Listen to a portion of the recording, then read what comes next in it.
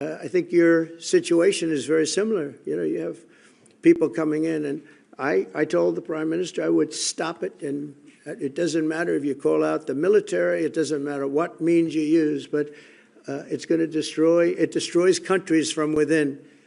And we're actually now removing a lot of the people that came into our country. It's a very hard chore. We were given a very, very bad hand. Millions of people came in from prisons and mental institutions. We have to remove them. And we are removing them. We have no choice, and I feel very strongly about it. Mr. President, you say that President Putin has let you down. Have negotiations run out of road, and what are your next steps to compel an end to this war? Well, he has let me down. I mean, he's killing many people, and he's losing more people than he's killing. Yeah. I mean, frankly, the Russian soldiers are being killed at a higher rate than the Ukrainian soldiers.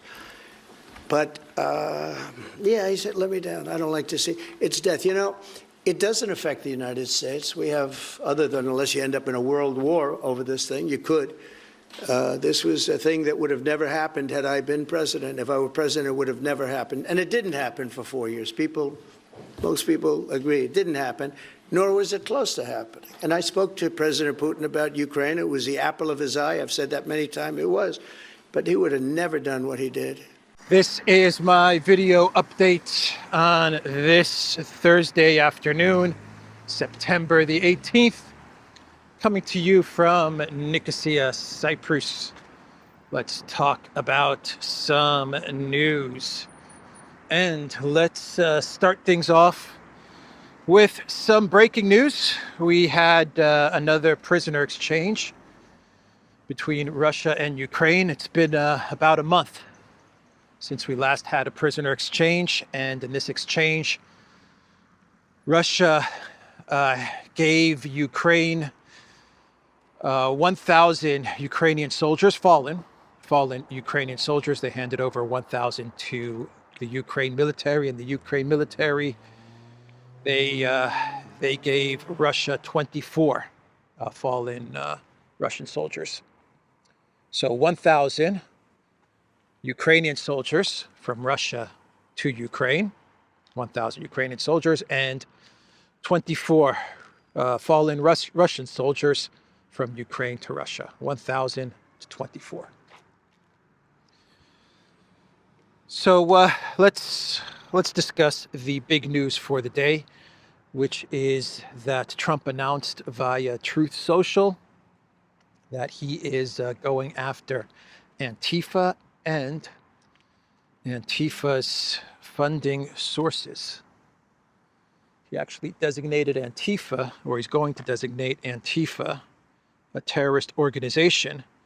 I am pleased to inform our many USA patriots that I am designating Antifa, a sick, dangerous, radical left disaster, as a major terrorist organization. I will also be strongly recommending that those funding Antifa be thoroughly investigated in accordance with the highest legal standards and practices. Thank you for your attention to this matter.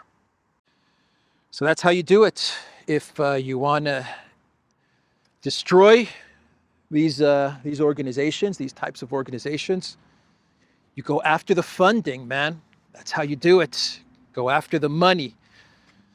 So if the Trump administration is serious about this, and they do go after the money that is behind Antifa, what will that reveal? Who will be exposed as the funding source or sources for Antifa? I have a couple of ideas of what entities are behind Antifa. So that is what Trump posted on Truth Social. It's a real tragedy that it took the political assassination of Charlie Kirk for the U.S. government, the Trump administration, the FBI, to go after a group like Antifa.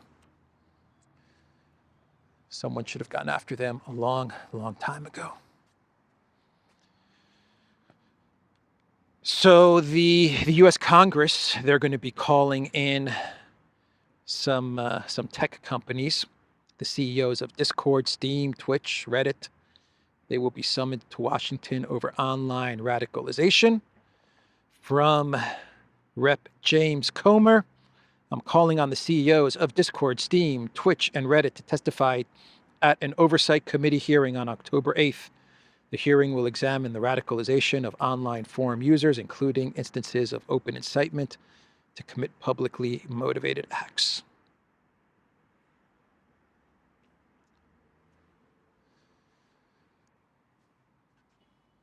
Discord is very much a part of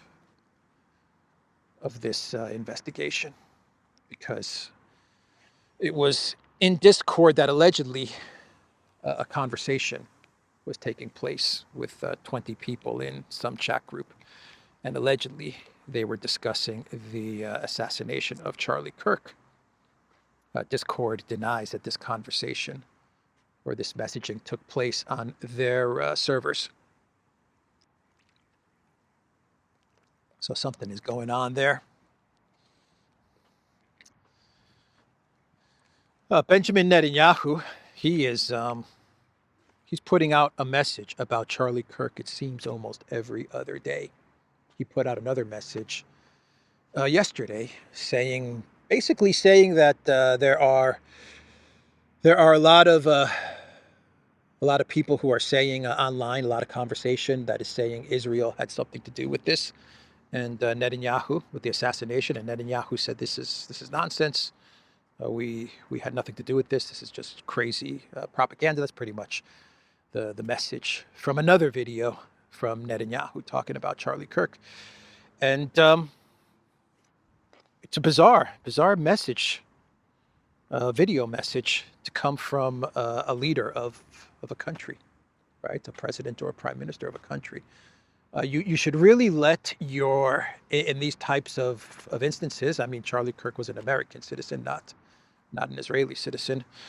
So any comments about anything that is going on related to the story, if you're another country, should be handled by your foreign ministry or your administration spokesperson. The president or the prime minister really should not be giving interviews on the assassination, or should not be putting out videos talking about the assassination. Whatever people are discussing, whatever is being discussed on social media and the interwebs, this should be handled by your foreign ministry or your spokesperson, your administration spokesperson.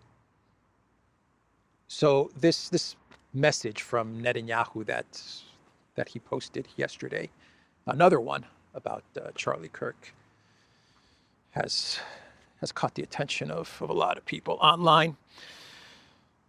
Anyway, that was posted yesterday as well. So Jimmy Kimmel got suspended indefinitely after pushing Charlie Kirk propaganda in his show from yesterday. Charlie Kirk, Jimmy Kimmel, he said in his monologue, "The MAGA gang desperately trying to categorize this kid who murdered Charlie Kirk as anything other than one of them, and doing everything they can to score political points from it," Kimmel said, adding, "In between the finger pointing, there was grieving." What a disgusting, dumb, idiotic thing for Kimmel to say. But then again, it doesn't surprise me, because we're talking about Jimmy Kimmel, right? Of course he's going to say something stupid and idiotic and malicious like this. And he's been suspended indefinitely for these statements. Not funny. He's a comedian, and this wasn't about being funny. This was about pushing out propaganda. And I remember when Kimmel was cheering on the firing of Tucker Carlson from Fox News. Remember that?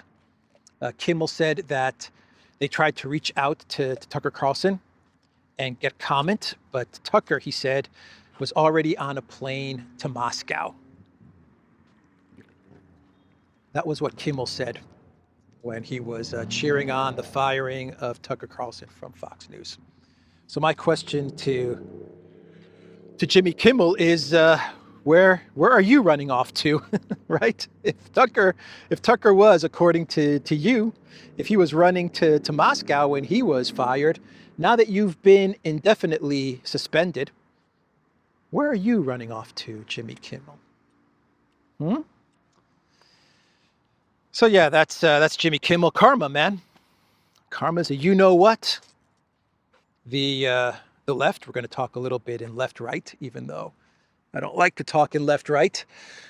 The left, when Bidenopoulos was president, what were they telling us? That it's not about free speech. If you've been canceled or banned on social media or something like that, you still have your speech. You still have your speech. You can still say whatever you want to say. But these are private companies. These are private platforms, and they can ban whoever they want. That's what they were telling us for 4 or 5 years during the Bidenopoulos era. So let's shift gears and let's talk about Project Ukraine and the president of the European Union Parliament, Metsola. She arrived in Kiev. Everyone is going to Kiev, man. I think visiting Zelensky is the hot trip for the summer, right? You got to visit Zelensky. That's where all the elite cool kids are going. And so you had the EU Parliament president. She was in Kiev, and she said that EU membership is a form of security guarantees. That's what she said. Just being in the European Union, that's security guarantee enough, or it's a form of security guarantees. She said that the European Union is building a military. So that's going to provide Ukraine with security, the big bad European army that they are working on building. And BlackRock Merz in the German parliament, he said that Germany wants to reshape Europe by building a strong military. A strong security architecture is a key element of reshaping Europe. A strong military is needed so that Europe can defend itself and deter Russia, added the German chancellor. Yeah, I think we should just pass on the whole Germany building a strong military. No, thank you, BlackRock Merz. We don't need you in Germany to build a strong military to shape or reshape Europe. No, thank you. We've been through this before, and it was not good. So that's BlackRock Merz talking about a big German military to protect Europe, to shape Europe. BlackRock Merz. Metsola talking about EU membership as a guarantee for Ukraine. You know, when Cyprus was being courted to enter the European Union, the way they sold Cypriots was they told Cypriots that the EU would solve the Cyprus problem, the Turkish occupation of the north, of 36% of the north. It was going to be membership in the European Union that would lead to a resolution of the Cyprus problem and the division of the island. Lies. It's all lies, man. What the European Union ended up doing is they ended up going into the Cypriots' bank accounts and stealing all of their money. That's what they ended up doing. They resolved nothing when it comes to the Cyprus problem or the division of the island, nor do they even freaking care, right? They don't care about it. What they did care about is going into the bank accounts and stealing cash, right? 2013, that's when they did that. So anyway, since we're talking about stealing cash, let's talk about this Financial Times article with the title, EU explores using 170 billion euros of Russia's frozen assets to fund Ukraine. And Here we go again, man. And in the they can't give it up, man. That's how you know the end is near. You wanna know what the silver lining to all of this stealing Russian foreign assets is? The silver lining is that the closer they get to actually stealing the Russian frozen assets, the closer we are to the end of Project Ukraine, right? So the Financial Times, in the first paragraph or the second paragraph of this article, they say the plans, long sought by Ukraine but under fierce debate within the EU, aim to enable Russian cash, in effect, to be transferred to Ukraine without technically seizing the Russian assets. Russian cash going to Ukraine without seizing the Russian cash, right? We're gonna give Russian cash to Ukraine, but we're not gonna seize or steal the Russian cash. So don't worry about it. Financial markets, financial institutions, investors, don't worry about it. Your money is safe and sound, parked in the European Union, because we're just going to give the Russian money, but we're not going to steal the Russian money. We're gonna give it to Ukraine, but we're not gonna steal it. So what they're talking about here is the whole zero coupon Eurobonds plan that I talked about in a video update from 2 days ago. I'm not going to get into the details of that again, but it's a scam. It's a scheme. That's what they call it, a scheme. I call it a grift. The end goal to all of this, outside of taking the money and stuff like that, is to push the whole concept of Eurobonds. That's really what they want. The European Union wants to go the route of Eurobonds, just like they want to go the route of digital IDs and digital currencies and all of that stuff. And the Eurobonds will be backed by all the member states collectively, right? So that's what they want to have happen, and there's always been resistance from Germany and Finland and the Netherlands. They've always resisted going down the route of Eurobonds, and all of this being backed collectively by all the EU member states. Rightly so, they've been resistant to this, but now Germany has warmed up to the whole idea of Eurobonds, which is another nail in the coffin of the European Union. And these creative schemes to steal the Russian assets is also a nail in the coffin of the European Union. So let's discuss what's going on the front lines, maybe. Quick update there. Russia's advancing in Zaporozhye, making gains in Zaporozhye. They are in Kupiansk, in the city center of Kupiansk as well. And the Zelensky regime, they are now sending 60-year-olds to the front lines. Remember when I talked about that in a video update from about a month ago, how they were passing legislation about 60-year-olds being sent to the front? Well, that is now going to happen. Ukrainians over the age of 60 are now eligible for the country's armed forces. And Simplicius the Thinker posted, that's one way to ease pension burdens. And Gabe posted, Zelensky's father can now join the military. Yeah, so 60-year-olds. 1,000 to 24. That was the ratio from my opening segment. 1,000 to 24. And Keith Kellogg is telling us that Ukraine is winning. Foreign Policy, the neocon magazine, big-time neocon magazine, Foreign Policy, is telling us that Zelensky is losing touch with reality. Wow, finally some honest, real reporting from the neocon Foreign Policy.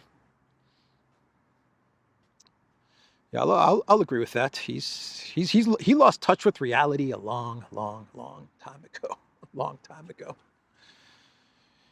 It comes back to the question as to whether he has lost his mind, right?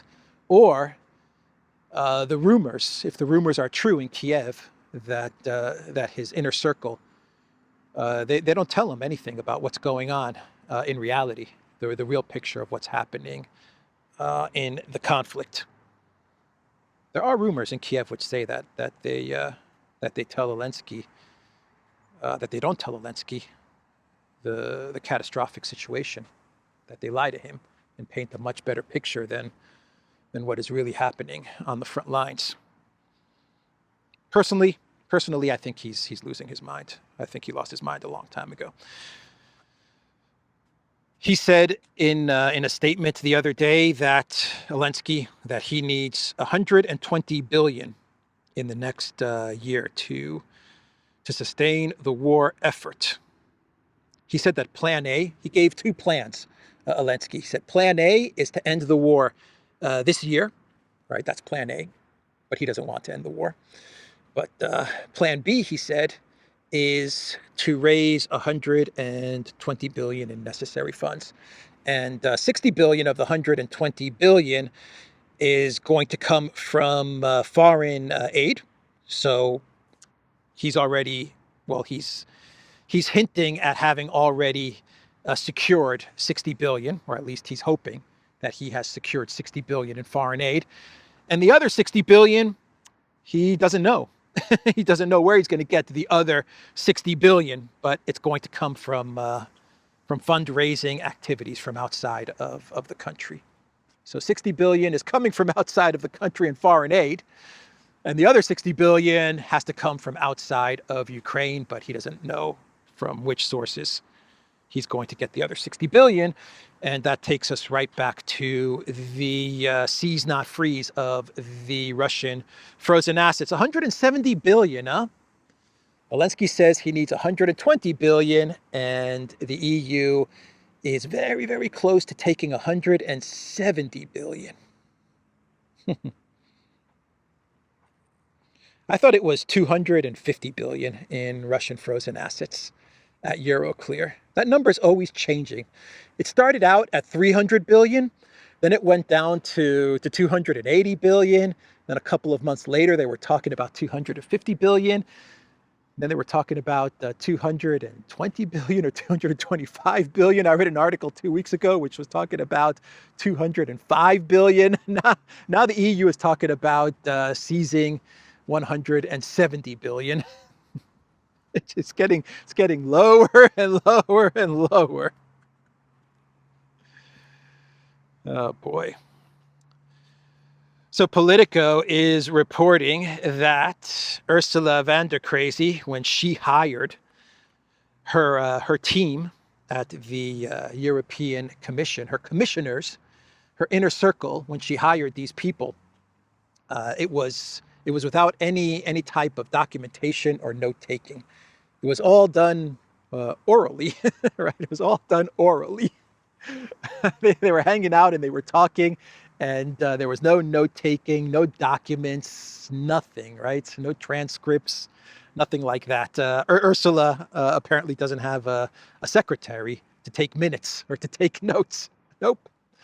She just met with the candidates, they talked, and then she made them commissioners. She made them part of her team. An interesting revelation from Politico, and this is one of the big complaints that EU Parliament members have with Ursula. Right? There's no transparency. There's no documentation, and if there is documentation, like say text messages with say Big Pharma, those suddenly go missing for some strange, weird reason. So yeah, that's how she hired people, which to me sounds very believable. I can definitely see that. I can see Ursula hanging out in her office with Kaja Kallas and telling Kaja Kallas, okay, Kaja, you want to be the foreign minister of the European Union. I'm not going to take any notes or anything like that. Don't worry about it. I just have a couple of questions to ask you. Just a couple of questions. We'll start out with a yes or no, okay? And Kaja Kallas goes, yes, okay, let's go. Question number one, Kaja, Do you hate Russia? Yes. Good answer, good answer. Question number 2, Kaya Kallis. Do you blame Russia for everything? Yes, yes, I do. Okay, great. Now let me ask you a very basic question, not a yes or no question, but just tell me, who is to blame for everything bad that is happening in the world? Putin. Very good answer, Kaya Kallis. You're hired. You are hired, Foreign Minister of the European Union. That's how the interview, the hiring process, that's how it unfolded, right? No doubt about it. Now, these people were already pre-picked, man. Hiring process, give me a break, dude. Everyone was already pre-selected. There was no one to really hire or interview, right? So, sticking with Ursula, how am I going to phrase this? Because whenever I talk about health issues, my channel always gets dinged and I'm off the air for a couple of weeks. So according to disclose.tv and according to German media, the EU Commission now admits that the COOF jabs were released for use in humans without complete safety data. I will leave it there. I will leave it there. Another bad development for Ursula von der Pyrot. So Lavrov was speaking at a roundtable event, and he was talking about Project Ukraine and the negotiations with the United States, which he claims are going well. He says that the United States is sincere about a resolution to Project Ukraine, addressing the root causes. This is what Lavrov is saying. And he also then said that there is no place for the European Union in the Ukraine talks and negotiations. The bloc has embraced revanchism and is seeking to inflict a strategic defeat on Russia, the foreign minister has said. Which is absolutely true. You cannot include Europe in the peace talks as Europe is escalating for conflict with Russia. How can they be involved in the peace talks? Well, at the same time, they are escalating for more conflict with Russia. So that was Lavrov's point. He also said that Zelensky and the Europeans, they're trying to sabotage the rapprochement, the normalization of diplomatic ties between the United States and Russia. And Lavrov gave yet another warning about NATO, quote unquote, peacekeepers in Ukraine. He said, don't do it. Don't do it. If any peacekeepers show up in Ukraine, they will be considered legitimate targets. So he sent out another warning about that as well. Let's do a couple of more stories before we get into our clown world. By the way, Trump is, at the moment of recording this video, Trump is meeting with Keir Starmer, right? At the palace, whatever it's called, Chequers. Is that what that palace is called, the residency of the prime minister? Yeah, he's meeting with Keir Starmer. There are reports that the United States has agreed to invest something like 150 billion in the UK. Boeing is going to manufacture planes in the UK, and Palantir is going to be investing in the UK. So there were deals, allegedly there were deals, or there are going to be deals that will be signed between Trump and Keir Starmer. All the ass kissing from Keir Starmer, all the pomp and everything that we saw yesterday with the golden carriages for Trump, and Trump walking in front of the king, which from what I understand is not proper etiquette, or patting the king on the back, which I understand is a big no. I don't know why. You can't touch the king. I guess you can't touch the king unless it's a handshake. That's the etiquette. He's untouchable, right? Anyway, he patted King Charles twice on the back, and that was a big no. But anyway, they said nothing, and it paid off. it looks like it paid off because the UK is going to get something like 150 billion in investment. I thought Trump was trying to get the investment to go the other way around, right? I thought the whole strategy of Liberation Day and the tariffs, I thought it was about the money flowing from the UK into the United States, but now it looks like the money's going to flow from the United States to the UK. At least those are the early reports. Well, we'll see what statements they make when their meeting concludes. And Poland looks like they are closing their border with Belarus permanently. That's how it looks. And this is going to be blocking EU trade with China. Not a huge amount of goods pass through this border. Not huge, but not small either. But they go via rail from China through the border with Belarus into Poland. And now it looks like this is going to be blocked for good. The new Iron Curtain. That is what Poland has decided. And I'm sure the United States had a hand in convincing Poland to keep the closure of the border permanent, right? The European Union, man, they're doing it to themselves. They are doing it to themselves. And Estonia is digging ditches on the border with Russia. Baltic state digs anti-tank ditch on the Russian border. Estonia has reportedly started building large-scale fortifications despite conceding there is no immediate military threat. Yeah. They're not closing off the border. They're not putting up a drone wall or closing off trade with China and shutting down the border with Belarus or digging ditches, Estonia. All of this stuff is not happening so that they can stop China and Russia, so that they can keep China and Russia out.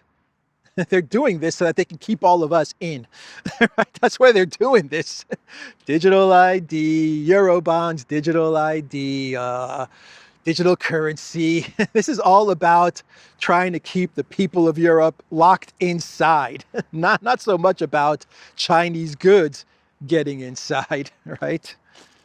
The only access to the outside world that Europe is going to have is going to be the United States, man. If they keep on going this route. So there are protests in France today. Strikes and protests in France. This is according to Le Monde. For the first time since 2023, labor unions have called for protests across all sectors, from schools to transport, in opposition to austerity measures in the 2026 budget plan, which the new prime minister has not ruled out. No, there's going to be austerity in France. Absolutely. I don't see how they can get around it. The question that the globalist elite are trying to figure out is how do you implement the austerity, right, while not collapsing the government, while keeping Macron in power for the next year and transitioning to Le Cornu, because that's who the establishment want to take over after Macron. That's who they want to appoint as president, because that's where we are in Europe. We don't really have elections, or at least the globalist establishment elite don't want us to have free, fair, real elections. They want it to be a process of transition from one president to the next president, to the next globalist leader, from one globalist leader to the next globalist leader off of the globalist assembly line, right? And that person is Le Cornu. So what they're trying to figure out is, okay, we're going to have to implement austerity, but how do we implement austerity and how do we punish the workers and the people of France, while at the same time preserving Macron's position for the next year so that we can successfully move on to Le Cornu to take over for Macron. That's going to be a tough one for them to pull off. So let's do a clown world and we can wrap this one up. And we'll stick with France for this clown world. We are getting reports, I can't confirm this 100%, but we are getting reports that Macron and his wife will provide photo and scientific evidence to a U.S. court for the First Lady of France. Being a woman, to answer Candace Owens' argument. That's going to be interesting. It's going to be very interesting. So that's what they're saying. They say they're going to provide photos of a pregnant Brigitte as part of the couple's lawsuit against Candace Owens. We wait and see. We wait and see. And finally, we have a gold Trump in front of Congress, the Capitol building in Washington, D.C., holding a Bitcoin. At first, I thought he was holding like a big gold chocolate. No, he's not. Actually, I thought the whole statue was a big golden chocolate of Trump. Nope. It's a golden statue of Trump holding a golden Bitcoin. It is what it is, man. It is what it is. It's this clown world, guys. It's clown world. A golden Trump with a golden Bitcoin. It would have been better if it was chocolate, right? At least that would have served some sort of a purpose, right? You could break it up and eat it. But nope. It's just a gold statue holding a golden Bitcoin. Anyway, that is the video, theduran.locals.com. We're on Rumble and X and Telegram. Go to the Duran shop, pick up some merch. And did I say locals? Check out our locals page on the link down below to our locals community. I will see everybody tomorrow. Take care.